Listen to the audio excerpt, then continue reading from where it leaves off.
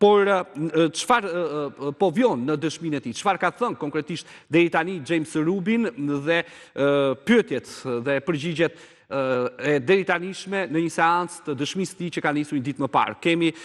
Arlind Lisën, kolegun ton të zhvillimeve ndërkombëtare. Përshëndetje Arlind, vjon apo është mbyllur dëshmia për ditën e sotme e ish-zëvendës sekretarit të Shteteve të Bashkuara të Amerikës?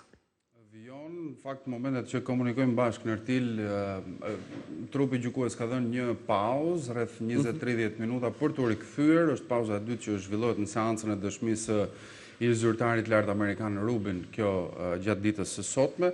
e cila është e dyta radhazi pas asaj të dieshme ku ai ka bërë lajm, ka përcjell informacione me dëshmitë e tij dhe me deklaratat që ka dhënë së pari gjatë ditës së dieshme për një profil kryesisht të zotit Thaçi, pra pozicioni i tij si një djalë i ri, një funksionar i ri brenda organikës së ushtrisë çlirimtare të Kosovës dhe kryesisht gjatë përpjekjeve të ndërkombëtarëve Shteteve të Bashkuara të Amerikës për marrëveshjen e paqes, për marrëveshjen e Rambujës, ndërsa sot ai është specifikuar më shumë sepse është marrë në pyetje nga akuza, nga zyra e prokurorit special në lidhje me pretendimet apo me raportimet ndër vite që kanë qarkulluar që hedhin akuzë mbi veprimtarinë kriminale të pretenduar, flasim gjithnjë për ushtrinë çlirimtare të Kosovës. Në 3 apo 4 momente, zoti Rubin ka dhënë edhe sot deklarata të forta sa i takon raportimeve mediatike të kohëve të ndryshme kur ai ka qenë i angazhuar në Kosovë, por edhe më pas dhe ndërkohë organet e OKB-s për atë se çfarë kishin si informacion dhe çfarë përcjellin apo shpërndanin në raportet e tyre zyrtare dhe në fund përpara se ky pushim i cili vjen ende në këto momente të merrej, ai ka folur me kritika për shkak të pozicionimit të tij sepse fillimisht zoti Rubin duhet të sjellim kujtesë që ka refuzuar që të ishte dëshmitar në këtë çështje, pra që të merrejnë pyetje dhe më pas ai është bërë pjesë e dëshmisë mbrojtëse, pjesë të grupit mbrojtës të zotit Thaçi. Pra, dëshmia e zotit Rubin Arlind më tepër është, domethënë, në aspektin politik të Hashim Thaçit. Pra, si e ka njohur ai Hashim Thaçin si përfaqësues politik i UÇK-s dhe sidomos në Rambuje. Jo vetëm, sepse fjalët e tij apo dëshmitë e tij mund të shërbejnë dhe si provë, paktën kjo është lënë të kuptohet nga tentativat e marrjes në pyetje, sidomos gjatë ditës së sotme nga organi i akuzës, pra janë pyetje të tipit në raportin mediatik të New York Times në X shkrim, në Y shkrim, a ishit ndjeni për këtë se çfarë pretendohet dhe sa i takon raportimeve mediatike, pra është sjell në kujtesë një artikull i New York Times i 25 qershorit 99 sot zotit Rubin dhe për këtë është pyetur për të sjellë në kontekst. Në artikull thuaj se komandantë të lartë UÇK-s kanë kryer vrasje brenda radhëve të tyre. Zoti Rubin ka shkruar fjali të rreme, ka thënë, për autorin, pra referuar gazetarit që ka punuar këtë artikull. Madje ka hyrë disi edhe më thellë kur ka thënë se ai është larguar më pas nga The New York Times sepse ka qenë një gazetar problematik që ka përcjell edhe në raste të tjera informacione të rreme, konkretisht në luftën në Irak në vitin 2004. Pra, ka marrë goxha kohë, goxha minuta kjo pjesë e këtij artikulli kur i është sjell për të pyetur zotit Rubin. Ndërkohë, interesante sot në Ertil ka qenë të dëgjojë nga vetë ish ndihmës sekretari i shtetit, i cili ka qenë zëri i zonjës Madeleine Albright në gjithë procesin e marrëveshjes paqes dhe të çarmatimit të UÇK-s. Ka thënë se fillimisht Shtetet e Bashkuara të Amerikës UÇK-n e kanë parë dhe kanë analizuar me syrin e një organizate terroriste. Më pas ne ndruam mendje sepse kuptuam se si ajo vetë funksiononte nga brenda dhe se si ishte strukturuar duke marrë parasysh individët që e drejtonin dhe më pas të deleguarit e tyre, përfshirë këtu dhe zotin Thaçi. Pra, mjaft interesante kjo deklaratë e tij që fillimisht ne shihnim si organizatë terroriste UÇK-n dhe pas marrëveshjes Rambujes ne ndruam mendim për të dhe sigurisht edhe le të themi ajo se si shihej nga departamenti i shtetit ndryshoi. Tjetër kritike e zotit Rubin sot ka qenë për raportet e OKB-s, ai ka thënë që personalisht Pra, si një funksionar i lartë i Departamentit të Shtetit dhe i Shteteve të Bashkuara i Qeverisë Amerikane, i kam parë me skepticizëm raportet e ngritura të OKB, sepse edhe një i tillë gjithashtu i është sjell në vëmendje sot kur në 98-ën ndjes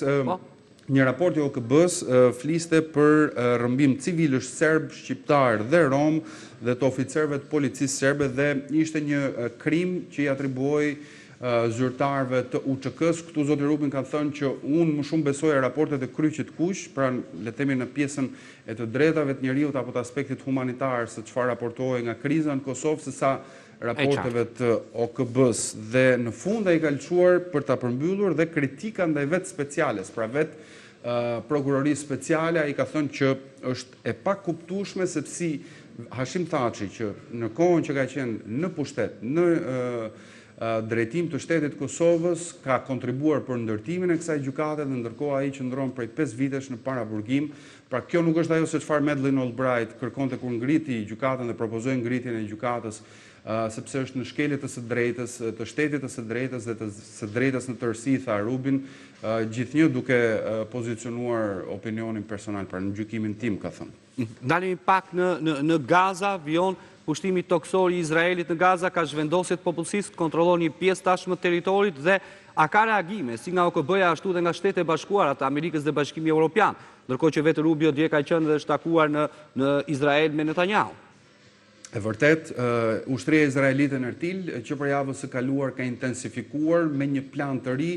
veprimet e saj ushtarake në territorin e qytetit të Gazës, ta specifikojmë këtë sepse operacioni tani po zhvillohet në qytetin e Gazës. Javën e kaluar ne kemi përcjellë me informacionet që u përçojmë shikuesve se ushtria izraelite tashmë synon ato që i sheh si kulla, për të hyrë pak dhe në zhargon. Pra, kullat të cilat siç ushtria izraelite pretendon që përdoren nga Hamasi si vend stacione për të pozicionuar logjistikën e tyre, teknologjinë që përdorin për aksionet e tyre terroriste. Pra, edhe nëpërmjet grafikave apo pamjeve vetë IDF-ja ushtria izraelite ka shpërndar pamje ku shpjegon se si përdoren këto ndërtesa. Ndërtesat e larta ndoshta janë të pakta tani në Gaza, sepse operacionet ushtarake nga ajri aty kanë vijuar, por siç ti e the, gjatë mbrëmjes së dieshme edhe gjatë momenteve që flasim, vijon një operacion në shkallë të gjerë nga ajri dhe nga toka gjithashtu. Pra ka ushtar këmbësor, ka tanke tashmë brenda në qytetin e Gazës, përfshirë këtu edhe dronet, helikopterët dhe forcat ajrore.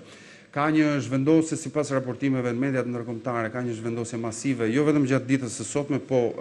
edhe gjatë fundjavës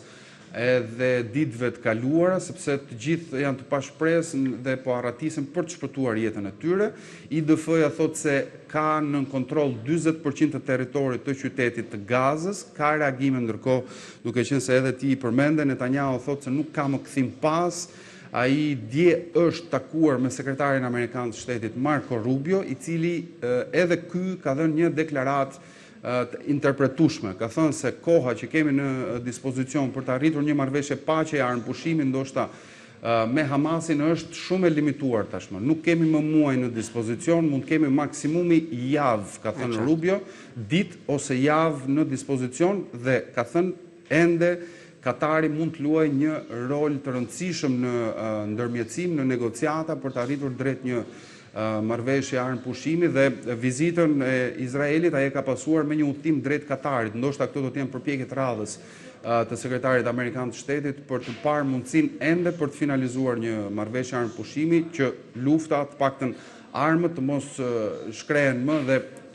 këtu të jetë piknisja drejt një marrëveshje finale paqeje. Edhe ditën e djeshme kemi pasur një numër të lartë të viktimave, 62 viktima mos gaboj? 62 viktima, ndërkohë edhe sipas raportimeve të mëngjesit të sotëm kanë qenë të paktën 60. Pra, nëse gjatë ditës së djeshme kanë qenë 62, ndoshta në total, sepse shifrat janë një temë debati më vete, kur raportohen në Ertil, po mëngjesin e sotëm flitet për 60 të vrarë sipas autoriteteve të shëndetësisë dhe me gjas do të kemi një rikonfigurim të situatës, panoramës dhe të pasojave që ka ky aksion i zgjeruar tashmë militar i ushtrisë së Izraelit në qendër dhe në zonat ku ushtria izraelite mendon se Hamasi ka kapur kullat dhe ndërtesat e larta për të ushtruar veprimtarinë e tij. Faleminderit Arlindisa për gjitha këto informacione që na plotësove në kohë reale në këtë lidhje të drejtë për drejtë, nëse do të ketë zhvillime të tjera ndërkombëtare më njëherë do të lidhemi së bashku. Shkojmë në një hapësirë të shkurtër publicitare. Kthehemi më njëherë, mos u largo.